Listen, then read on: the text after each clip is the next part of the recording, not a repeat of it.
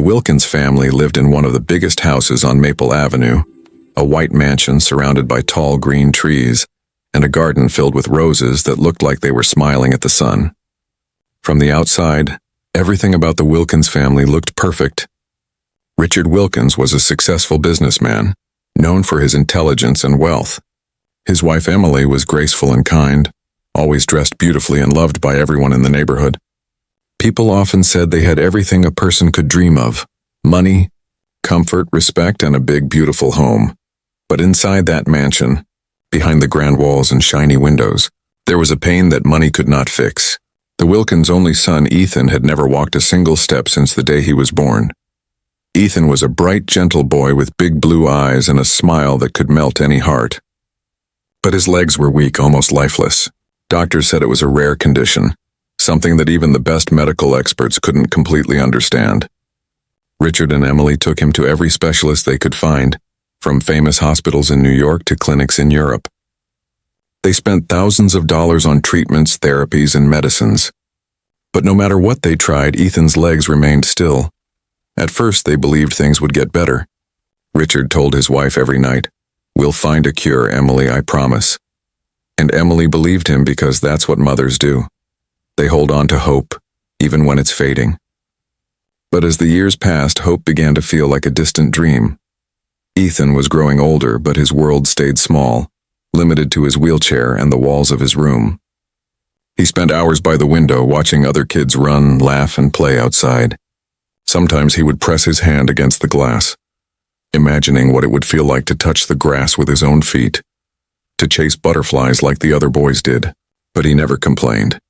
He just smiled even when his heart hurt. His parents loved him deeply, but they didn't know how to help him anymore. Richard buried himself in work, trying to distract his pain with success. Emily spent her days caring for Ethan, reading to him, feeding him, and taking him to doctors. The house that once echoed with laughter now felt quiet and heavy. The staff spoke in whispers, afraid to disturb the sadness that seemed to hang in every room. Sometimes at night, Emily would sit beside Ethan's bed, holding his tiny hand in hers. She would whisper prayers, tears rolling down her cheeks. "Please, God, just one step for my boy." But every morning when she woke up, the wheelchair was still there, a reminder that her prayers were unanswered. The doctors had given up long ago. They said there was nothing more they could do.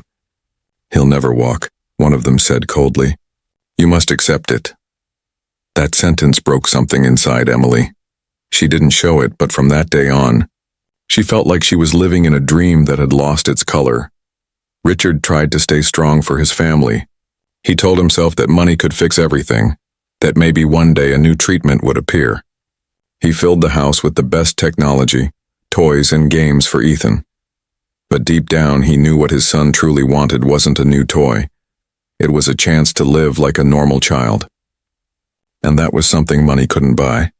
Ethan's days became a routine. Breakfast with his mother, a few hours of lessons with a private tutor, then time alone in his room. He would draw pictures of people walking, running, and climbing trees. Sometimes he drew himself standing among them, smiling. When Emily saw those drawings, she couldn't help but cry silently. She didn't want him to see her sadness because she knew he was already fighting enough battles in his little heart. Every night, before sleeping, Ethan would whisper to himself, "Maybe tomorrow." That small sentence became his daily hope, his secret wish that maybe tomorrow would be different.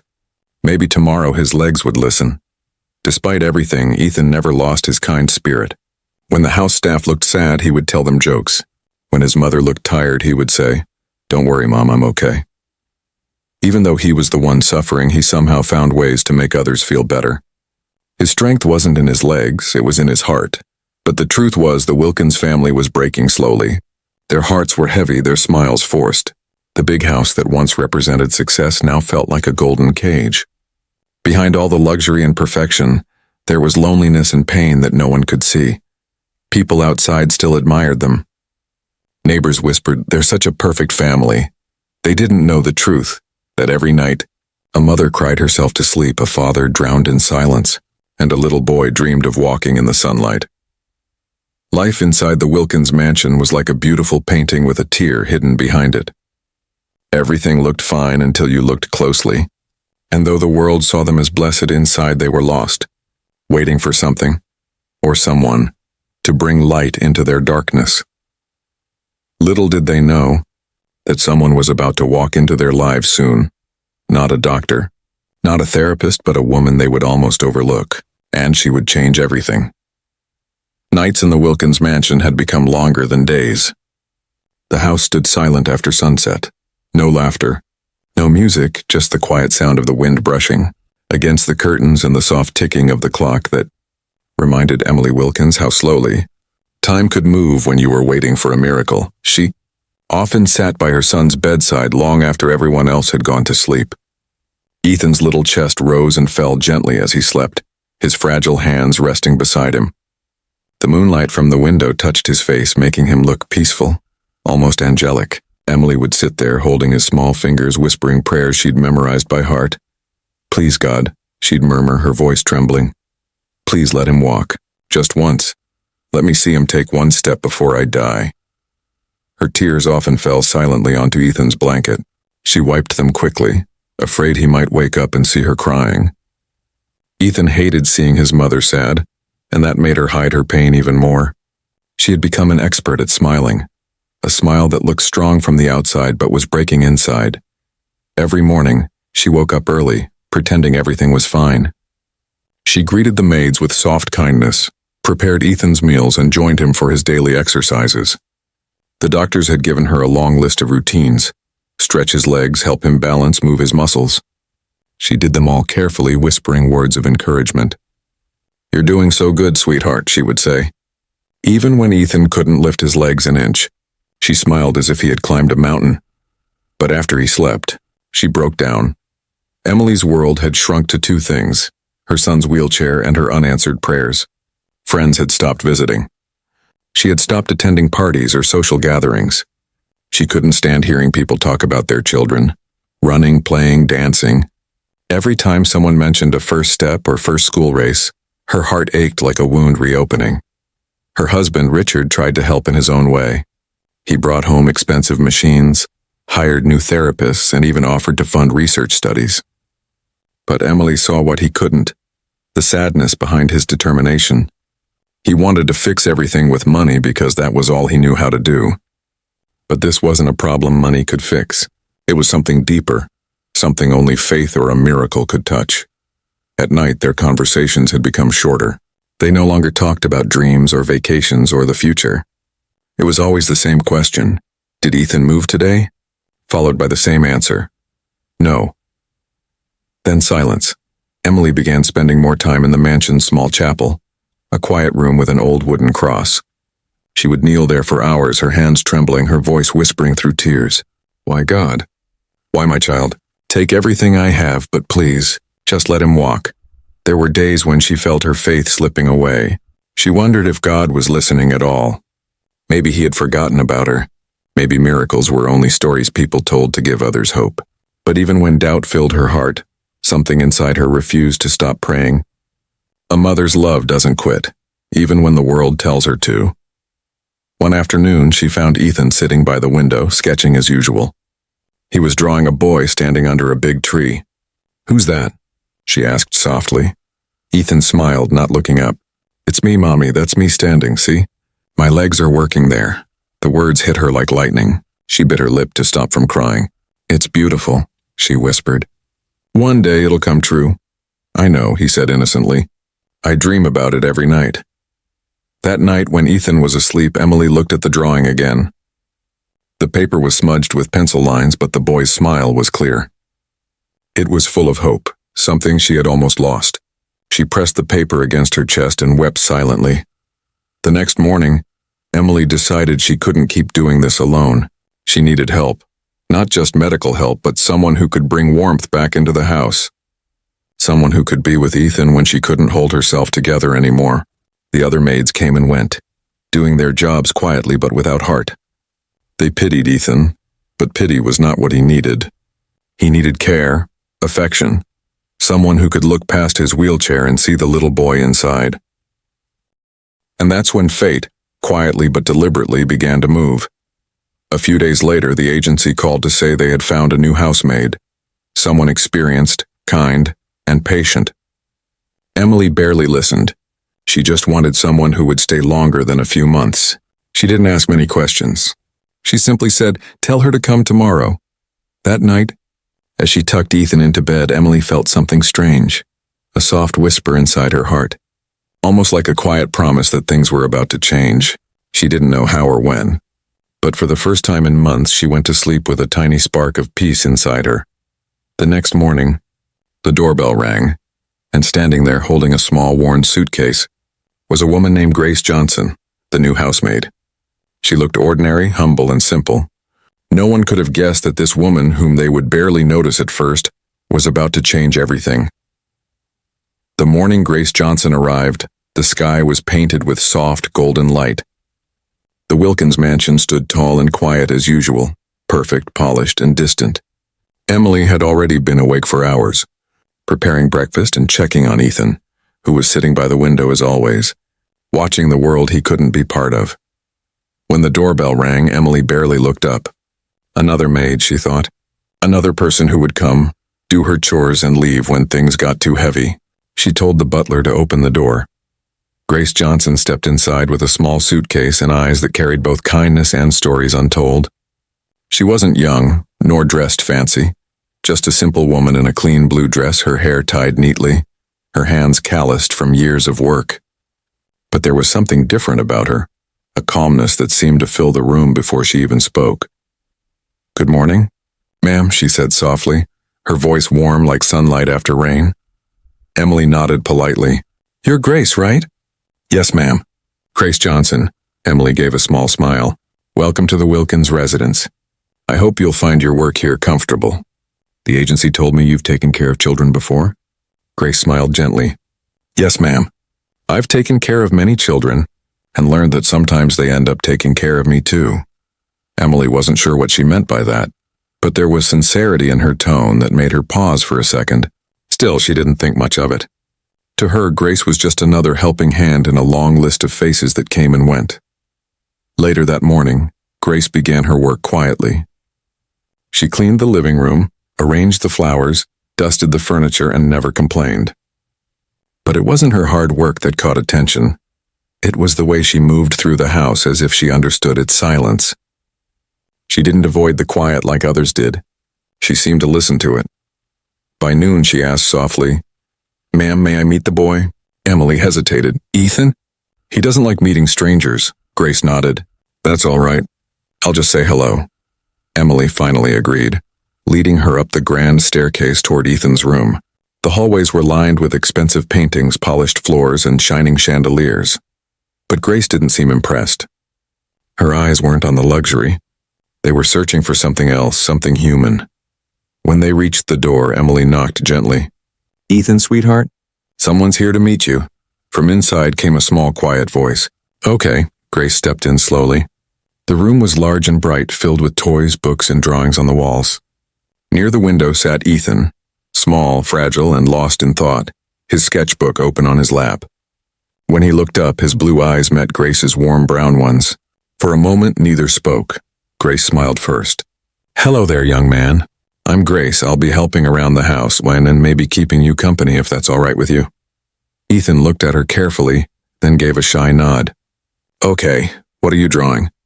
she asked, walking closer but not too close, careful not to make him uncomfortable. "It's a tree," he said softly, "and me standing under it." Grace said, looking at the picture with real interest. "You must love trees." "I do," he replied. "They don't move, but they're still alive." Grace smiled at his words. Such a deep thought from such a small boy. "That's true," she said. "But you know something? Even trees can bend and reach toward the sun. Maybe one day you will too." Ethan looked at her curiously. No one had ever spoken to him like that. Not with pity, but with belief. From that day on, Grace slowly became a part of his daily life. She would bring him watercolors and tell him stories while cleaning. She hummed old hymns while folding laundry, and her voice had something soothing in it, something that made the walls of the big mansion feel less cold. Other servants often ignored her, whispering behind her back. "She's too old-fashioned," they said. "Too slow." But Grace never replied. She just kept smiling, working quietly, and treating everyone with gentle respect, even those who didn't deserve it. She noticed things no one else did. The way Emily's hands trembled when she poured coffee, the way Richard avoided looking at his son, the way Ethan's eyes followed other children in the garden. She didn't say anything, but she felt everything. One evening, as she was tidying Ethan's room, she noticed his legs trembling slightly when he tried to shift in his wheelchair. "Does it hurt?" she asked softly. "Sometimes," he said, "but I'm used to it." Grace kneeled beside him, her voice tender. "You're a brave boy, Ethan, but don't ever get used to pain. Pain isn't meant to stay forever." He looked at her for a long moment as if trying to understand. Then he smiled faintly. "You talk like my grandma used to." Grace laughed gently. "Maybe that's because I've lived long enough to know that miracles often visit quietly, when we least expect them." That night, as she closed Ethan's door and turned off the light, Grace whispered a prayer under her breath, not loud enough for anyone to hear, but strong enough for heaven to notice. The Wilkins family didn't know it yet, but something had shifted in their home. It was small, invisible, and gentle, like the first breeze before a storm. And though Grace came as a maid, she had brought something far more powerful than skill or service. She had brought faith, and with it the beginning of a miracle. Days turned into weeks, and the Wilkins mansion began to change in ways no one expected. The grand house, once cold and silent, now carried soft sounds, the hum of an old hymn, the laughter of a child, the quiet rhythm of hope finding its way back into tired hearts. And at the center of it all was Grace Johnson. Grace didn't come with fancy words or expensive skills. She came with something richer, patience. While others rushed through chores, she moved with calm, almost like she understood the rhythm of the house and how much pain it hid. She didn't try to fix things. She simply cared. Every morning she greeted Ethan with the same cheerful warmth. "Good morning, sunshine," she'd say, opening the curtain so the golden light could fall across his face. At first he'd just smile shyly and nod, but soon he began waiting for her knock. He liked the way she spoke to him, not as if he were broken, but as if he were simply a boy who had stories to tell. Grace brought color back into his world, one day at a time. She taught him little things, how to water the plants near his window, how to hum along to old songs, how to fold paper cranes. "Each crane carries a wish," she told him once, placing a neatly folded bird on his lap. "And when your heart believes hard enough, wishes have wings." Ethan smiled and said softly, "Then I'll make 1,000 of them." Grace laughed. "Good, because that means 1,000 chances for your dream to come true." For the first time in years, Emily began to notice a difference in her son. He laughed more. He asked questions. He seemed brighter, livelier, as though something had lit a candle inside him. Emily didn't understand it, but she felt it. One afternoon, she stood outside Ethan's room and quietly listened. Grace was inside, telling him a story while massaging his legs. "You know, Ethan," she said gently, "when I was a little girl, I fell and broke my arm. The doctor said it would never be the same again. But my mama, she prayed every night, and she told me Grace bones heal when love helps them. And she was right." Ethan's small voice replied, "So, can love heal legs too?" Grace paused, then smiled. "Oh, sweetheart, love can heal more than bones and legs. It can heal hearts, minds, and even the parts of us we can't see. Sometimes it just takes time." Outside the door, Emily felt tears roll down her cheeks. For months she had been drowning in sorrow, but in that moment, she realized something she hadn't before. This woman, this quiet maid, had brought life back into her son's eyes. Soon, Ethan began spending more time with Grace than with anyone else. He asked for her when he was scared. He waited for her stories before sleeping, and every day when Grace helped him stretch his legs, she whispered, "One day these feet will take you somewhere wonderful. Just believe." Some of the other servants didn't understand. They whispered behind Grace's back, "She's wasting time. That boy will never walk." But Grace never argued. She only smiled and said, "You'll see. Miracles take patience." Richard, however, didn't like it at first. One evening, he walked into the living room and saw Grace helping Ethan with gentle leg exercises. "That's not necessary," he said sharply. "The doctor said it's hopeless." Grace looked up at him calmly. "With all due respect, sir," she said, "doctors see the body. But sometimes healing starts with the heart." Richard wanted to argue, but her words stayed with him. There was something unshakable in her tone, something he hadn't heard in years. Faith. As days went on, Grace's presence began to touch everyone. She started leaving small notes around the house, reminders like "Thank God for today" or "Be kind to your own heart." At first, the staff thought it was silly, but even they began to smile when they saw them. It was as if the mansion itself was breathing differently, softer, warmer. But no one felt her impact more deeply than Ethan. With her, he began to dream again. He started asking questions about the world outside, the smell of rain, the sound of ocean waves, the taste of ice cream from the park. "One day I'll see all that," he said with quiet determination. And Grace, smiling, replied, "You will, my boy. You will." One night, while the rain tapped softly on the windows, Ethan looked up at Grace and asked, "Why do you help me so much? You don't even know me." Grace's eyes softened. "Maybe I do," she said quietly. "I know what it feels like to be unseen, to be told you can't. But I also know what faith can do when no one else believes." There was a silence between them, the kind that doesn't need words. Ethan didn't understand everything she meant, but he felt it. He felt safe. From that moment, something invisible but powerful grew between them, a bond that had nothing to do with blood or status. It was a connection built from kindness, faith, and love that asked for nothing in return. The Wilkins family had hired Grace to clean their home, but slowly, gently, she was cleaning something far deeper, the pain that had settled in their hearts for too long. And as days passed, a quiet miracle began to take root, not yet seen, not yet spoken, but alive and waiting. Because sometimes healing begins not with medicine, but with love strong enough to cross every barrier. It began quietly, so quietly that no one noticed at first. One ordinary morning, sunlight streamed softly into Ethan's room, dancing on the walls like golden ribbons. Grace was there as she always was, humming her favorite hymn while folding Ethan's blanket. The air smelled faintly of lavender and freshly baked bread from the kitchen. Everything seemed calm, just another day. But that morning something felt different. Ethan was sketching by the window as usual, when his pencil suddenly rolled off his lap and fell to the floor. He reached down to pick it up, a motion he had done 100 times before, but this time he froze.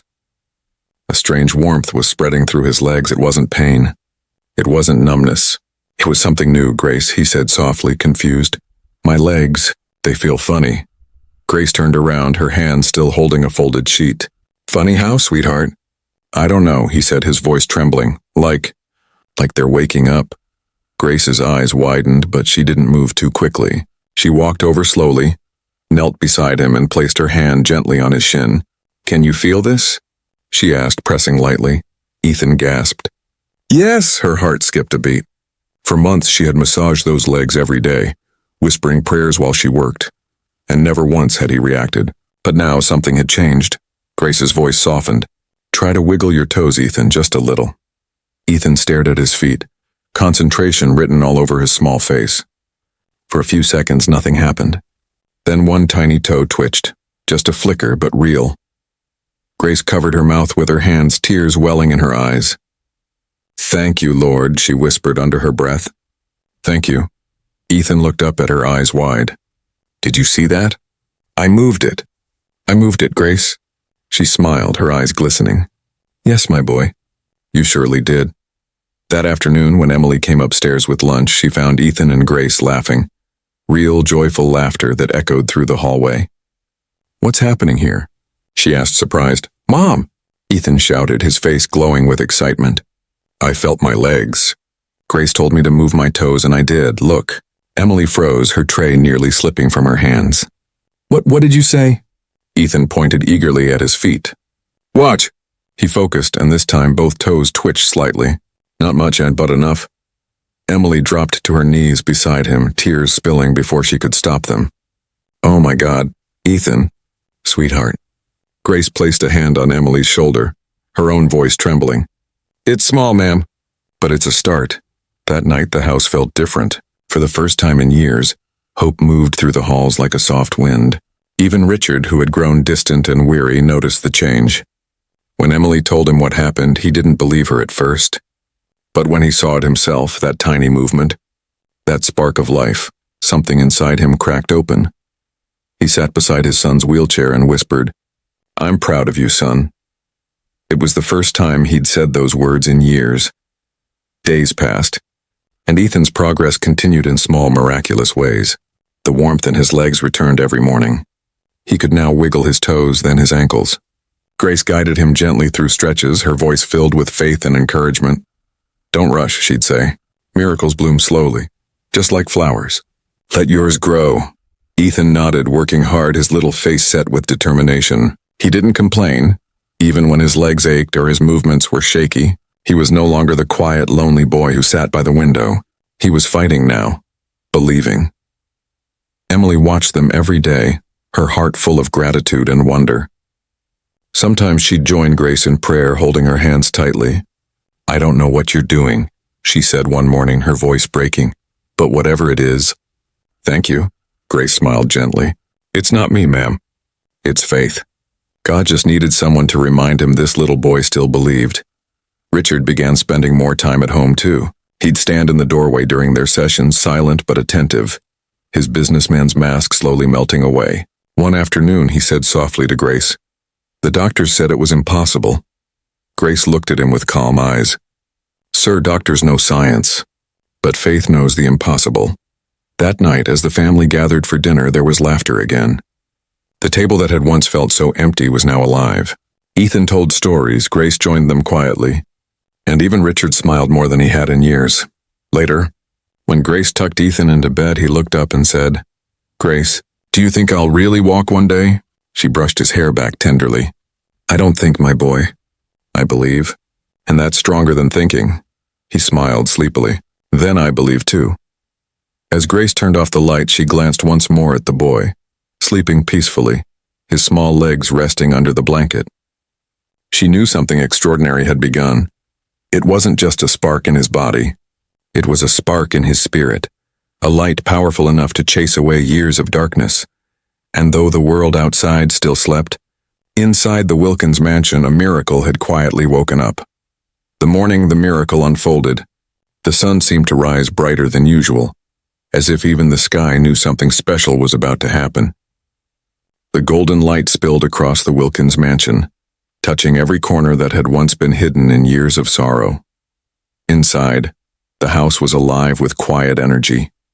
Grace had been up early as always, preparing breakfast and humming softly. Emily was helping Ethan with his morning stretches just as she did every day now. But today, something in the air felt different, lighter, warmer, like a silent promise. Ethan had been practicing for weeks under Grace's gentle guidance. Every day brought a little more strength, a little more movement, a little more hope. His toes twitched, then his ankles, then his knees. It was slow, yes, but steady, and each small step forward felt like a celebration.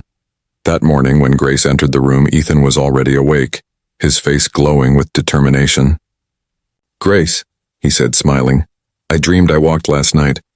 Not just stood, now walked." Grace's heart fluttered. "Then maybe today your dream is ready to take its first breath," she said softly.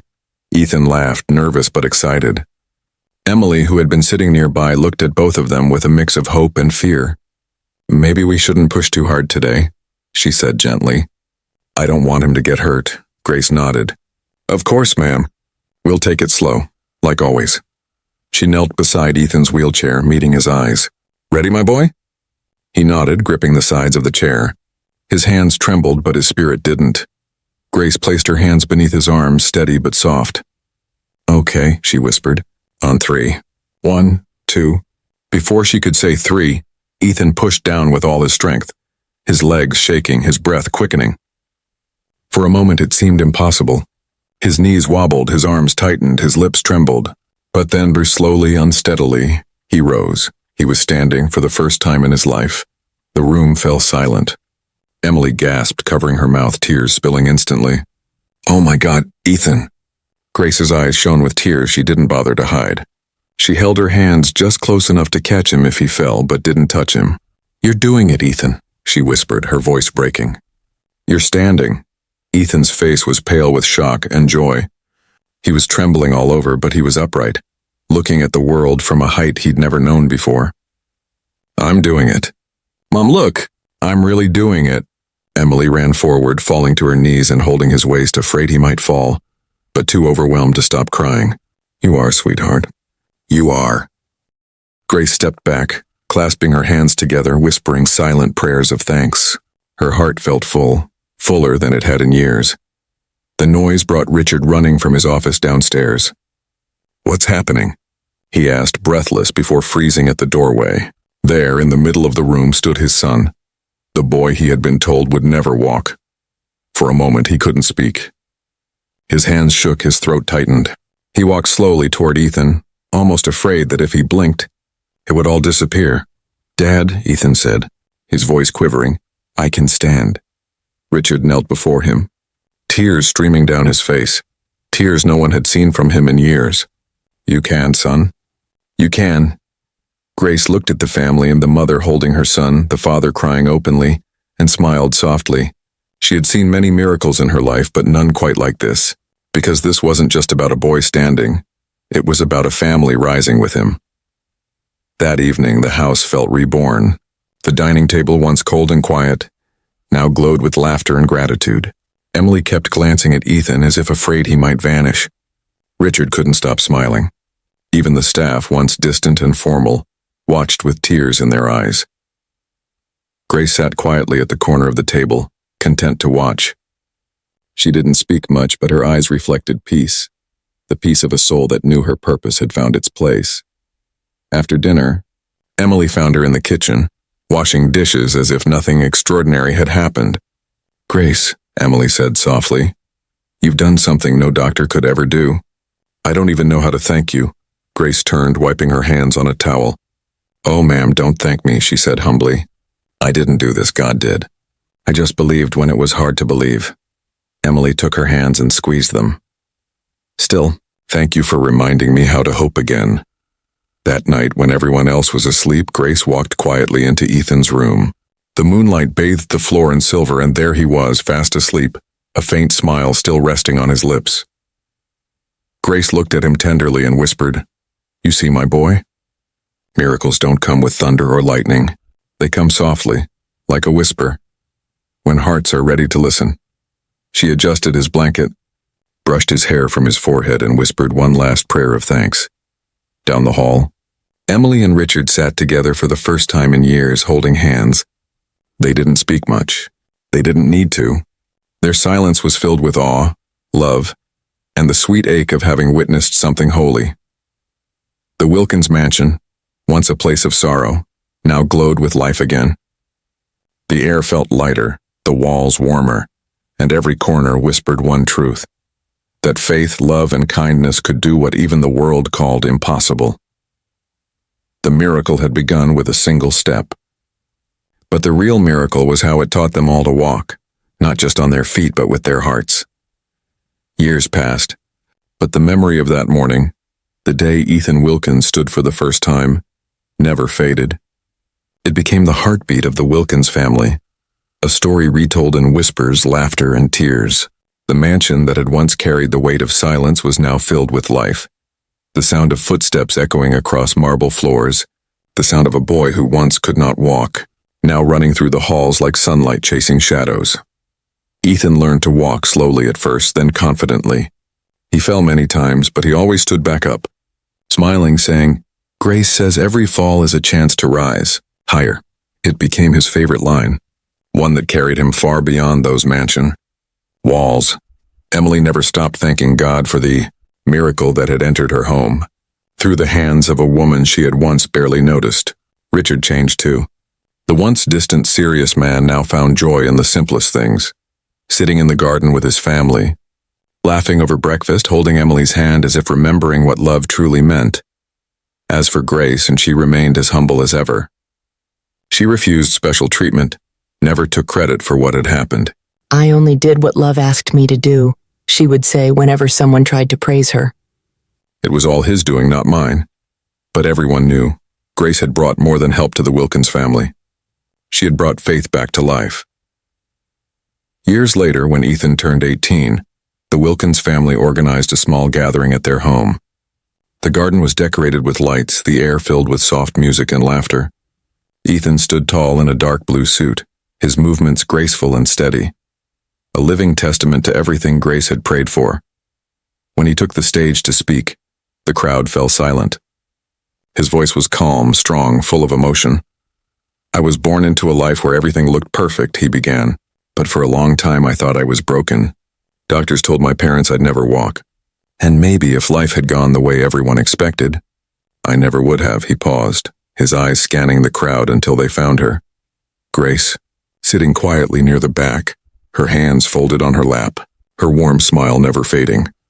"But one day," Ethan continued, his voice softer now, "a woman walked into our home. She didn't come with degrees or titles. She didn't promise miracles. She just came with faith, the kind that doesn't shout but whispers hope into broken places." He smiled, tears shining in his eyes. "She prayed when everyone else stopped believing. She loved when others pitied. And she taught me that sometimes the greatest miracles come through ordinary hands." The audience was silent. Even the air seemed to hold its breath. Ethan stepped down from the stage and walked toward Grace. The crowd watched as he knelt gently before her. The boy who once couldn't stand now bowing before the woman who taught him how. "Grace," he said softly, his voice trembling, "you didn't just help me walk. You helped me see. You showed me that kindness is the greatest form of strength." Grace smiled, her eyes glistening. "Oh, my boy," she whispered, placing her hand on his cheek. "You were always meant to walk. I just reminded you that you could." There wasn't a dry eye in the garden. Even Richard, standing beside Emily, wiped away tears, his arm wrapped tightly around his wife's shoulder. That evening, as the sun dipped low and the sky turned shades of orange and gold, the Wilkins family gathered around Grace for one last photograph together. Ethan stood proudly beside her, holding her hand. Emily and Richard smiled, their faces full of peace. When the camera flashed, time seemed to pause, capturing not just a picture but a promise that love, faith, and kindness would forever live in the legacy Grace had built. Months later, Grace retired and returned to her small home in the countryside. The Wilkins family visited her often. Ethan would bring her flowers, sit by her porch, and tell her about his studies, his speeches, and his dreams. "Grace," he said one afternoon, "I want to help children who are like me. I want them to believe they can walk even when the world says they can't." Grace looked at him with pride. "Then you'll be passing the light forward," she said. "That's what faith does. It travels from one heart to another." Years later, when Grace passed away peacefully in her sleep, Ethan was there, holding her hand. The world lost a humble woman that day, but her love didn't die. It lived on in every step Ethan took, in every child he helped, in every story he told about the maid who changed everything. At her memorial, Ethan spoke just 3 sentences, the same ones that would later be carved into her headstone. She came quietly, loved deeply, and changed everything. And those words became the heartbeat of his life's mission, because long after Grace Johnson left the world, her legacy continued to walk, in the steps of the boy who once couldn't, and in the hearts of everyone her faith had touched.